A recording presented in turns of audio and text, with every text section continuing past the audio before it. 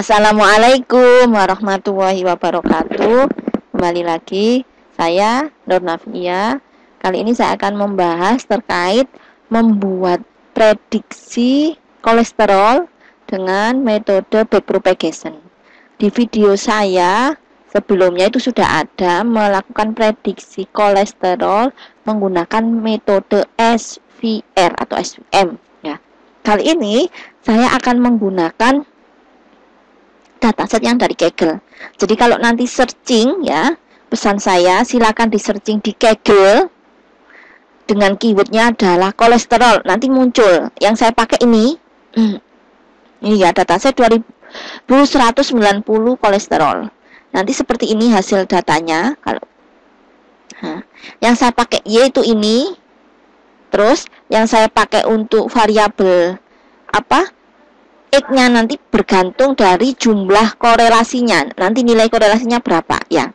Atau kalau mau ngambil dari data jantung juga bisa. Keywordnya sama ya di Kaggle. Dengan keywordnya adalah heart gitu aja. Nanti munculnya kayak gini. Ini juga ada variabel call itu kolesterol.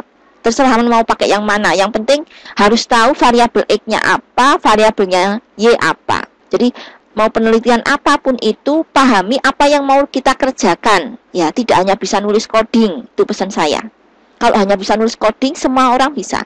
Tapi kalau memahami, tidak semua orang bisa memahami. Jadi harus butuh belajar, ya. Terus, video saya ini untuk memudahkan kalian memahami suatu penelitian terkait, baik itu memprediksi kolesterol, atau melakukan penelitian terkait bagaimana metode backpropagation untuk memprediksi. Jadi codingnya itu ya murni saya nulis, tapi ingat kalau ada error itu harus dipahami. Error itu pasti ada penjelasannya, di bawahnya nanti ada ya. Oke, saya lanjut langsung. Datasetnya nanti silakan di-download dari Kaggle. Saya nggak akan nge-share apapun ya. Terus langsung ini sudah saya aktifkan Jupyter Notebook-nya, jadi saya pakai Jupyter Notebook.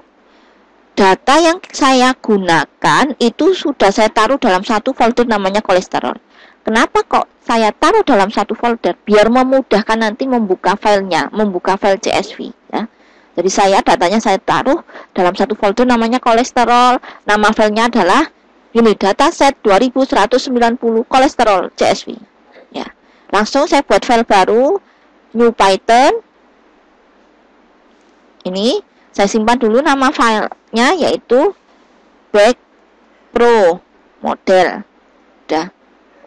Pertama karena nanti saya butuh membaca filenya, saya import dulu datasetnya, berarti pakai pandas, pandas. Terus nama filenya harus ditulis lengkap dan disimpan dengan variabel apa? Ini namanya variabel, berarti nama variabel saya misalkan D ya. Ini nama variabel ya. Yaitu PD, ini nama asli, nama alias dari pandas, red underscore CSV, ini adalah fungsi ya, red underscore CSV itu fungsi, jadi sudah paketnya. Nah ini tadi nama filenya, ini saya coba tulis lengkap dari sini. Sudah, kita cek nama filenya nanti apa saja. Nama kolomnya, nama kolom berarti d.info itu ngecek nama kolomnya apa, tipe datanya apa. Oke, saya running. Udah, ini kolomnya ada 14, terus di sini jumlah barisnya ada 303. Terus langsung saja saya cek korelasi. Untuk ngecek korelasi itu pakai library NumPy. Jadi saya import NumPy-nya. Nama aliasnya NP.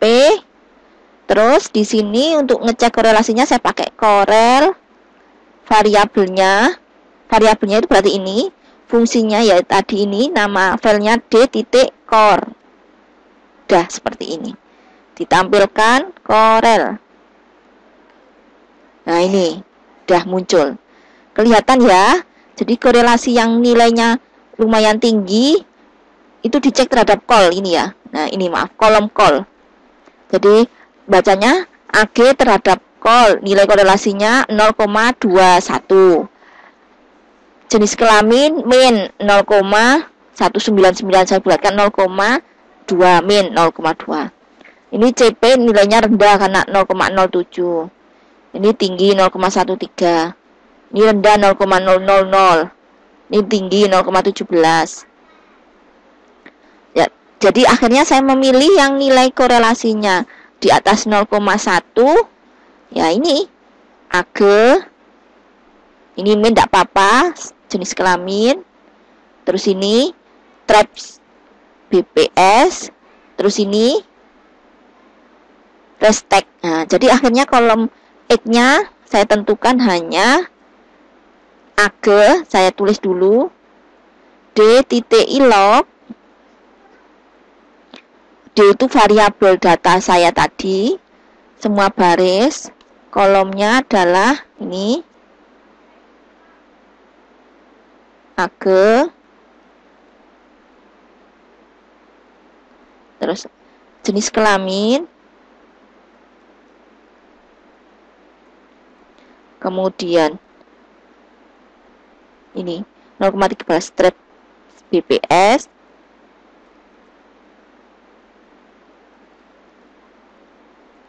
Terus Restek.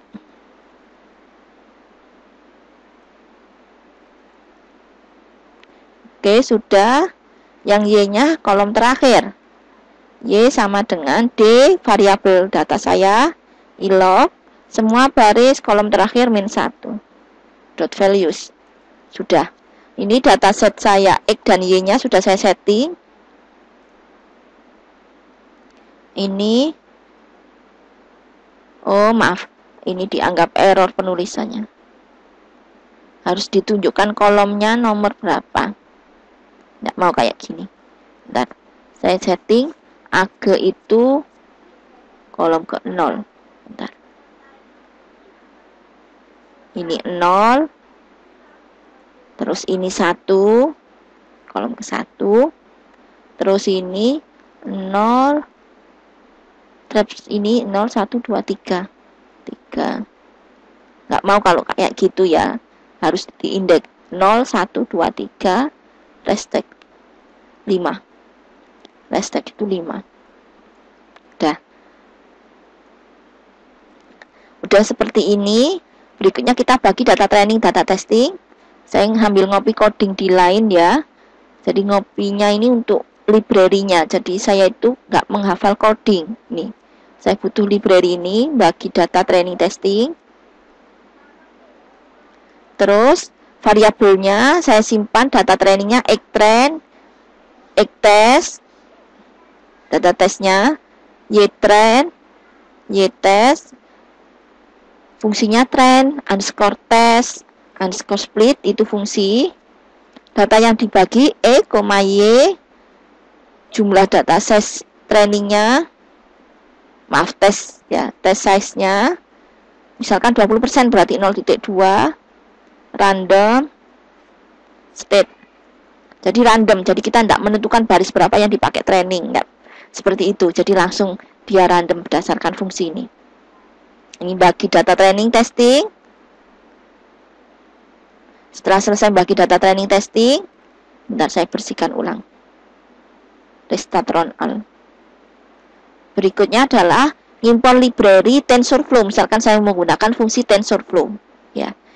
Fungsi TensorFlow-nya, bentar saya copy dari sini. Ini nanti ada yang saya setting rubah ya, bentar. Maaf, kok nggak mau di copy. Nanti saya setting rubah. Ini fungsi library dari TensorFlow. Ini fungsi yang saya pakai, yaitu tf.keras.model sequential.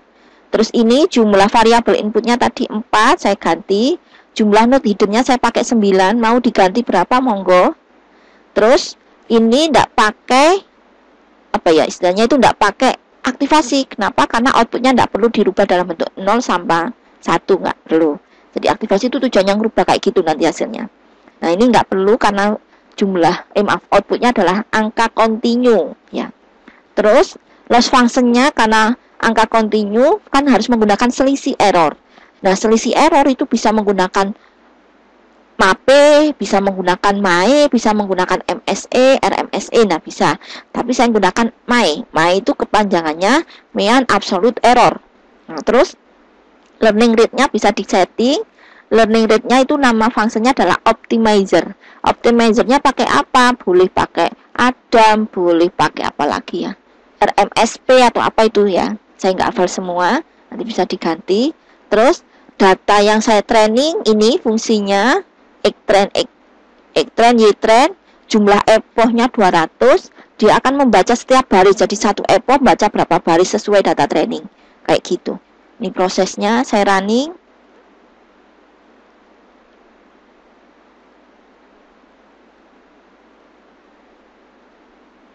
Nah ini jumlah data trainingnya berarti 242, satu epochnya akan baca kayak gini. Nilai lossnya ini masih tinggi. Sampai selesai epoch udah.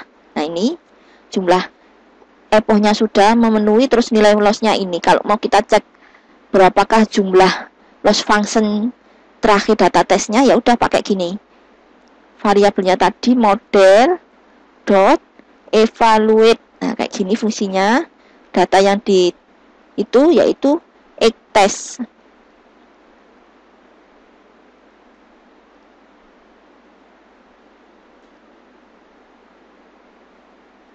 Oh maaf, X-test, Y. Saya lupa. Nah ini nilai selisih errornya ini. Data trainingnya tadi ini terakhir. Kalau dipakai untuk uji coba data tesnya sekian. Kalau mau ngecek secara manual pakai MAE, langsung kita gunakan fungsi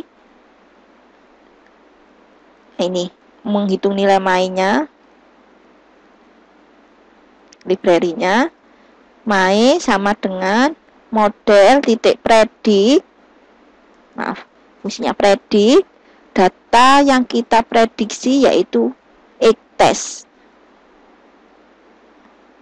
Bentar. Ini masih saya pakai untuk hasil prediksi. Kemudian MAE-nya Mean Absolute Error. Data yang aktualnya Y-test, prediksinya ini, prediksi. Kita tampilkan print MAE. Nah ini selisih errornya sama seperti kalau kita ngitung di TensorFlow-nya. Kalau mau ngecek ini modelnya bagus atau tidak, ya kita buat apa, tampilan grafik aja. Kalau selisih errornya nanti jauh setiap barisnya, ya berarti jelek ini modelnya. Ini library-nya, sebentar. Sekalian saya copy semua codingnya, saya rubah. Ini data hasil prediksinya, variabelnya prediksi, dibuat warna blue. Kalau data aktualnya warnanya red, ini hasil prediksi kolesterol. Data tes kolesterol. Sudah saya tampilkan. Nah, kelihatan ya. Ini yang biru adalah hasil prediksinya, yang merah aktualnya, data aktualnya. Bisa kelihatan bahwa data hasil prediksinya ada yang terlalu jauh jaraknya. Oh ini merah, ini ada di sini. Nah, yang lainnya agak selisihnya dikit-dikit. Nah berarti model ini lumayan bagus secara garis besarnya. Mungkin itu yang bisa saya sampaikan.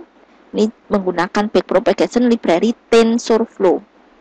Ya, kalau mau menggunakan library Scikit juga ada. Saya buatkan video untuk selanjutnya. Jadi pesan saya, karena saya juga ngajar sebagai dosen, pesan saya itu kalau ke mahasiswa adalah jangan hanya bisa nulis coding, tapi dipahami.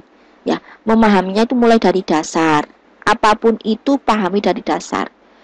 Terkait metodenya, atau memahami terkait kalau mau melakukan penelitian prediksi berarti harus tahu Y dan X. Nah, kayak gitu. Mohon maaf sebelumnya kalau penyampaian saya terlalu cepat. Terima kasih. Assalamualaikum warahmatullahi wabarakatuh.